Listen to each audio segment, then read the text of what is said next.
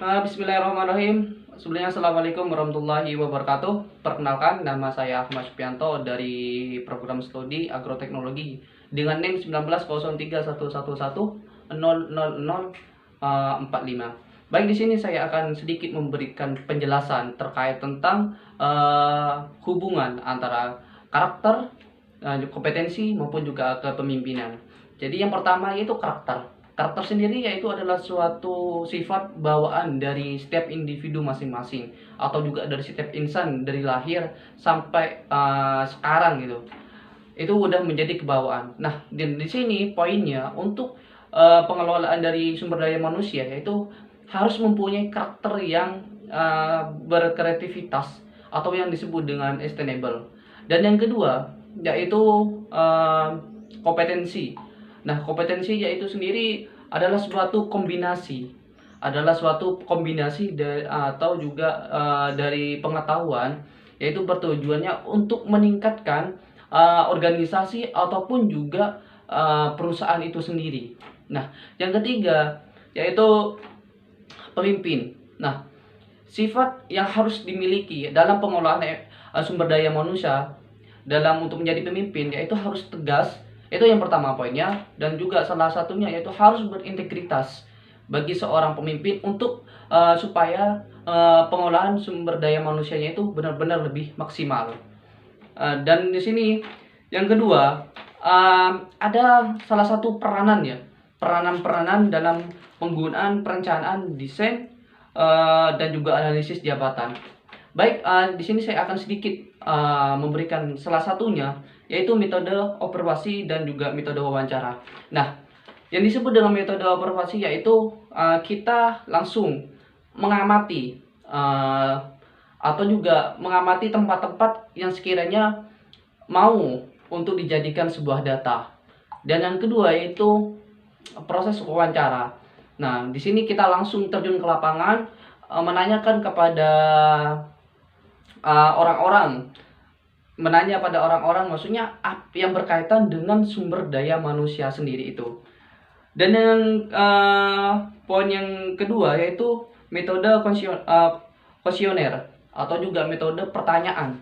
Nah, di sini mungkin dalam untuk meningkatkan suatu perusahaan ataupun juga organisasi itu harus ada yang namanya metode pertanyaan. Nah, pertanyaan itu yang diberikan oleh perusahaan sendiri kepada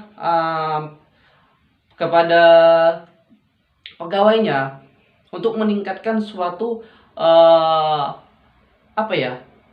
metode yang benar-benar diharapkan mampu untuk meningkatkan sumber daya manusia sendiri. Nah, ya mungkin menggunakan pertanyaan atau juga pertanyaan-pertanyaan melalui buku, ataupun juga mungkin sekarang karena emang teknologi udah semakin maju bisa menggunakan teknologi. Mungkin hanya menjawab iya atau tidak seperti itu, hanya memberikan pilihan ganda atau B, seperti itulah, tergantung dari perusahaannya sendiri itu bagaimana. Yang ketiga itu metode referensi atau juga studi banding. Nah, dan di sini ini sangat perlu untuk dalam suatu meningkatkan perusahaan ataupun juga organisasi.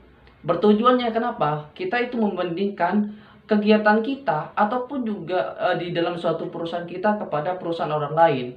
Tujuannya untuk saling mengetahui. Nah, dan itu nanti akan menjadi ada motivasi sendiri untuk perusahaan tersebut untuk saling meningkatkan ataupun juga saling mendukung satu sama lain. Yang keempat yaitu metode kombinasi. Nah, metode kombinasi di sini itu menyakup dari poin 1 tadi sampai poin 3, yaitu seperti wawancara, terus juga memberikan pertanyaan, dan yang ketiga yaitu yang tadi itu poin yang ketiga yaitu adalah metode referensi. Baik, di sini sedikit saya memberikan penjelasan yaitu tujuan dari rekrutmen itu sendiri. Nah, apa sih tujuan dari rekrutmen itu? Yaitu salah satunya menyediakan sekumpulan, dan yang terakhir yaitu rekrutmen. Tujuan dari rekrutmen. Apa sih tujuan dari rekrutmen? yaitu salah satunya ya, untuk mengurangi SDM yang sebelumnya itu pengangguran. Nah, di sini tujuan dari Rick Umar sendiri itu untuk memberikan ataupun juga meminimalisir pengangguran-pengangguran seperti itu. Dan untuk rekrutmen sendiri itu dibagi menjadi dua, yaitu ada rekrutmen secara eksternal maupun juga rekrutmen secara internal. Nah, sedangkan rekrutmen secara eksternal yaitu didapatkan yaitu salah satunya menggunakan agen tenaga kerja. Sedangkan untuk rekrutmen secara internal yaitu melalui promosi dan juga yang lain-lain. Dan kelebihan ataupun juga kekurangan dari rekrutmen eksternal yaitu yang pertama, kelebihannya itu menciptakan keragaman secara inovatif dan juga secara kreatif. Dan sedangkan untuk kekurangannya yaitu terlalu banyak biaya dan juga waktu. Dan yang poin yang terakhir yaitu rekrutmen secara internal, kekurangannya dan juga kelebihannya.